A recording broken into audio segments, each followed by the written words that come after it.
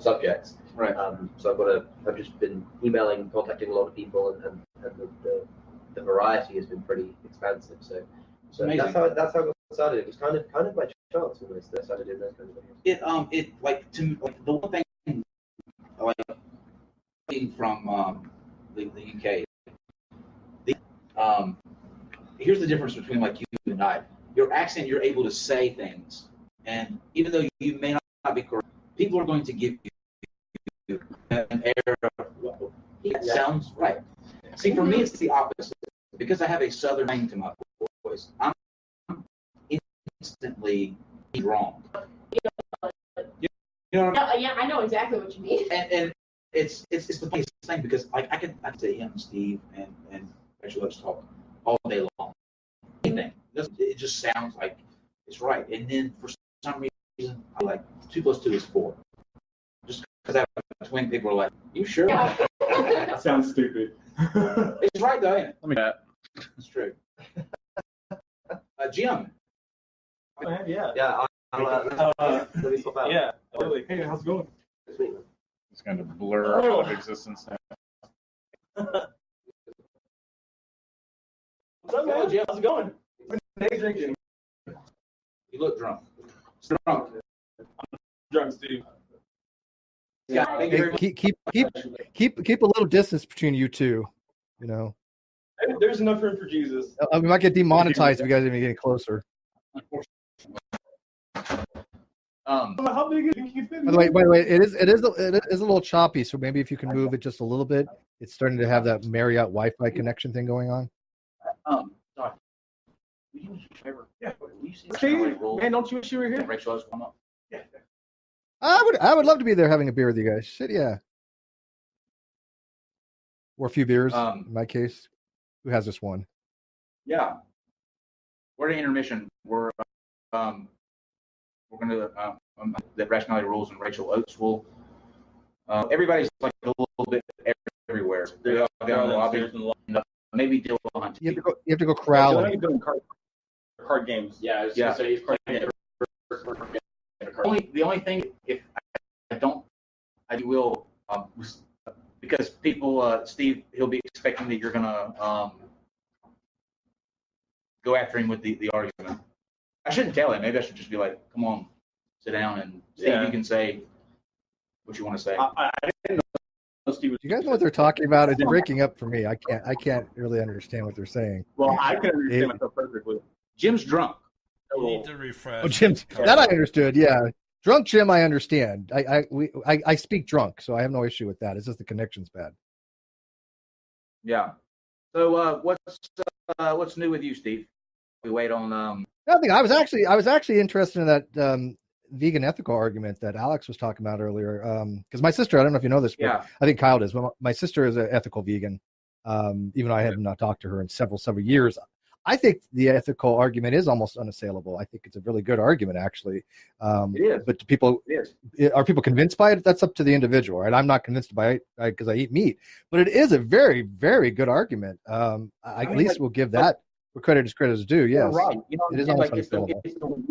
It's a weird thing because it's right because no one wants to see animals suffer. You know, the way like the gestation pens or pigs where they can't the treatment going on, and knowing that, sort of foregoing that still eating meat, like they have a solid case, I think. Now, yeah, I'm a complete hypocrite. I can say that in that regard. Like I know it's because I can't resist bacon. I'm weak. Yeah, see, I don't consider myself a hypocrite by eating meat because I don't think it's. To me, it's not an ethical consideration of that regard. I mean, that's why I started raising my own animals, like my own chickens and stuff like that. Because I realized that I for one cannot give up meat. It's just something. I mean, you can call me a hypocrite or whatever, but I just can't. I fucking love meat. So I mean, the next best thing is to do ethical farming. Wait, yeah, I mean, you agree though. You agree that we shouldn't have needless suffering for animals, right? So I mean, if we're look how simple this is. This is like a type. So Kyle, can you hang on, Kyle? Can you exit and come back in? Because really it's degraded to the point where, refresh. No, it's better when I break up because it's artsy. It gives it character. It's It's artsy. It's artsy but unintelligible. Yeah, you wouldn't know anything about that, Steve. Well, Jim is usually unintelligible, so maybe the unintelligibility being unintelligible because of the steam breakup plus alcohol might Jim be making sense now. But I mean, I believe that we should have ethical considerations for animals, that we should kill them humanely, right? That's my thing. If we can develop a way to have meat that's ethical, then I think that ethical veganism would go by the wayside. But I think the argument is now more, are there ways to minimize animal suffering? I think so, yes. I think the ways they do things now are inhumane. Where do you draw the line, though? Like, where do you draw the line on cruelty-free? Because, I mean, somewhere along the lines, you are using a product that at some time was an animal that went through some cruel, inhumane treatment. Well, they shouldn't be mistreated while they're alive and killed instantly. Right. Agreed. Right. See, I'm agree with Kyle on that one. Yeah. Right. I mean, and even in some places, it is more ethical to hunt them and eat the meat than it is to let them overpopulate and die of starvation. I believe that. I tell you, it's a lot more ethical than kosher or halal killings. Yeah. It's definitely a problem. Like, I don't care what anybody says. Like, our natural predators. Yeah, and like, I don't want to get too PETA or whatever, but like, they didn't ask to be here. They don't know what's going on. Right. They didn't ask for us. There's no reason that they should suffer. Right. They didn't ask us to selectively breed them so that they could be fat and juicy and be right. a problem. Right. And that's the thing. Like, through the selective breeding, like, you're also creating like elements to their bodies and like joint problems and things like that, to where not only are they living a shitty life, but they're living a shitty quality of life. They're hurting because they're made to grow too fast, too soon. Here's another. Let's switch gears real quick to another controversy that the more I think about, the more I'm convinced is the case. Now, I have a new conspiracy, Steve. Oh, what's that? Right now, we have phones and technology that allows us to do everything mobile, to talk to people all halfway across the world.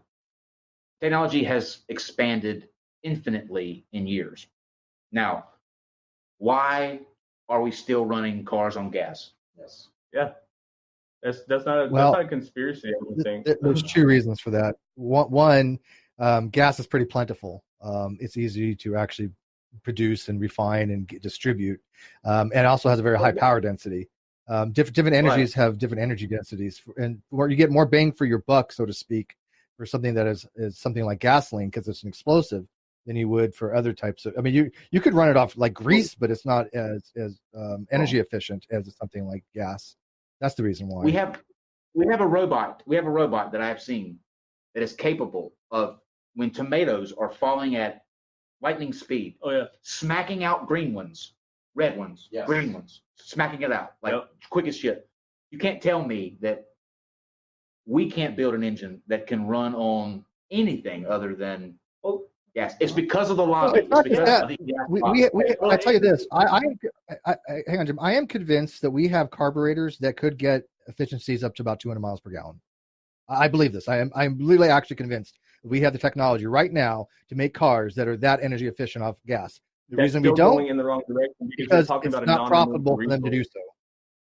But that's the only reason. It's not about profitable a for them to do so. resource. Like, the whole reason that they won't do it is because that these big oil companies have too much power, and if we move to a completely different source of energy, then that allows new opportunities for other people to monopolize the market, and they lose power immediately. It's just like the NRA. It's a lobby that's way too powerful, and the issue here now is we're to the point where it's almost past the tipping point to save the planet as a whole. 10 years. Like, 10 years to do it. Right. It's a tipping point. Yep. And Yeah, and the methane gas comes out from the methane gas comes out. Right. Yeah. It's something not taken seriously. Something not taken seriously at all.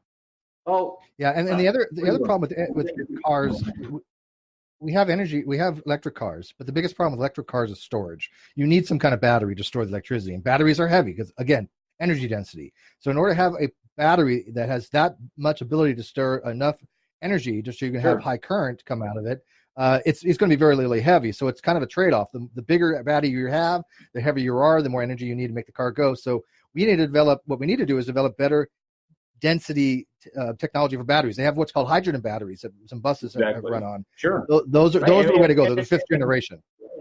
And we do see some developments in batteries, like lithium-ion batteries and everything like that. But the problem is that there's not enough development going into these renewable resources. Like I said, there's a robot that green tomatoes from red tomatoes at lightning speed. There's no reason why we can't have it. I've seen the change over the years. You got to remember, I was with Radio Shack for 6 years, so I've seen the changes. I remember when we started with what's called magnesium dioxide dry cells, right? Sure. You used to get them with the red battery and the green cells. You could get one a month for free. They lasted about 3 minutes, right? Because there's no power density to them. Then they had nickel metal hydride. Then they had lithium ion. Now they're having things like hydrogen cells. We are getting progressively better. But I think that we're always 3 to 5 years behind, at least minimal, the technology that's available, at least at a minimum. Yeah, no, I agree. We are yes, we are putting in, but we're putting effort in the wrong fucking direction. Let me say hello to our next guest. Rationality. Yay, rationality! Coming on for a little. All right, you know what? You do have better hair than me. I will admit it. I concede. All hail. Doesn't Steve? All hail. Somebody touch his hair for me, please. I want to touch his hair. Is it real? Is it really? So, what was the important? What was important here? Yeah, Let's turn around here. Easier. I got the feature. Seems to be here. So many cool people in just gotta be here, And then the fact that I was invited means that they want me here. So absolutely, yeah, it's just they want you there. Yeah, it's I had to come. They really like you. They do. He's quite popular here. Quite popular. He's awesome. So this is so. What was it that got you into YouTube in the first place? Like, why did you wake up one day and decide that you were going to make videos? Really interesting, because I've met so many people here which come from like a religious background, and it's almost a backlash. It's like, man, I got shut into me for all this time, and now I'm like, no, I want to show this is wrong, be emancipated earlier than I was. For me, it wasn't like that. I've always thought, I want to know the truth. Because if I know the truth, then I'm going to make more rational decisions. And I would end up asking questions that irritate me, or they've just never asked them. Right. And so for me, I kept pushing that as far as I could go. And then I found that I find any kind of literature on this philosophy and the Four Horsemen and looking at those kind of questions. I just kept pushing forward with that until basically there was a point where it wasn't something I could follow through with or read or watch, and I thought I want to create it. I want to create the conversation around it, and so that's what I did. Excellent. And I'd take an argument and I'd say that's really wrong for many reasons, such as the watchmaker analogy, and I couldn't really find a concise source that really hammered it. Mm-hmm. So for me, it was like, I'll do it then. Excellent. And luckily, there was a community that was like, we like that. Yeah. Yeah. One of the most one of the dynamics that I like seeing is like you did a video, I believe it was a year ago, where you kind of set it towards Matt Dillahunty. And he's here. Yeah. And you two like are you seem really close. You seem like you respect one another. Absolutely. And that's the important thing I think to take away from things. Like people can have disagreements and still come away with it with sort of that sort of. So what was that like? It's just so important to have that. We live in such a divisive time. Sure. It's like, what's this? You don't agree with my opinion? Oh, you're a Nazi. This helps no one, kind of thing. And so it's so nice to have this situation where with Matt, I was able to make a video. I love Matt's work, and I think he's a wonderful person. But publicly, my only interaction was me, dude, you're wrong. Right. And it doesn't look great, but that's Sure. So we've had plenty of discussions since, and it's been wonderful. And we had an amicable conversation, and he taught me things, and I taught him things. It's just happened with Alex O'Connor as well. Tomorrow